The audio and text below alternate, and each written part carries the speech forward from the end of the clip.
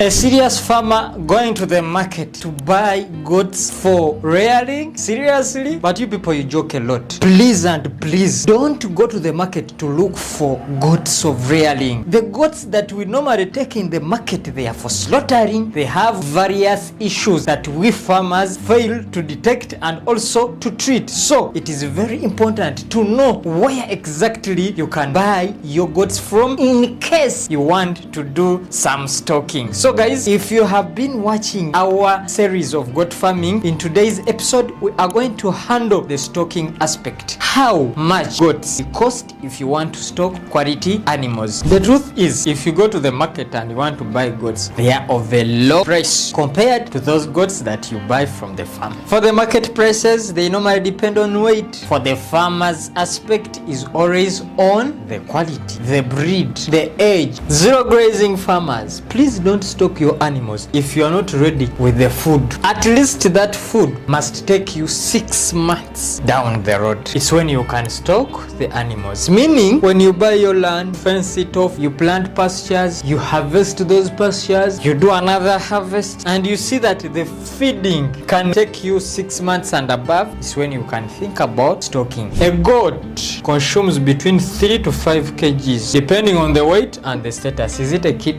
Is it an old goat? Is it sick? Is it healthy? Something like that. So when you do the computation about the silage that you do have, are you making 10 tons? Then the hay, how many tons do you have? Are you making 5 tons? Then you can do the stocking. Someone may say, now I'm done. My food is okay. Everything is okay. What breed should I begin with? As a beginner, I cannot advise you to go and buy very expensive high-end goats because there is a lot that you have to learn. Yeah, we normally tell you some of the things that you have to follow, but there is another experience that you have to get when you are hands-on. So I normally recommend crossbreeds. The crossbreeds normally range from 500 to 700 depending on also the status of the goat. If you're buying for 700,000, 50 goats times 700,000, that is 35 million. But once you buy from a farmer, you have to be with at least a contract that if these goats don't adopt to my environment, what am I going to do? Are you going to help me change some of the goats and you take them and you replace with others? You should work with your farmer for quite a good time until when you're well versed with the business. I don't recommend someone to go, you buy, you just leave, because someone, when you buy in the market, you just buy from someone, a vendor, you cannot know where to call. Was this goat vaccinated, dewormed or what? But for a farmer, he will inform you that this goat was vaccinated against PPR, against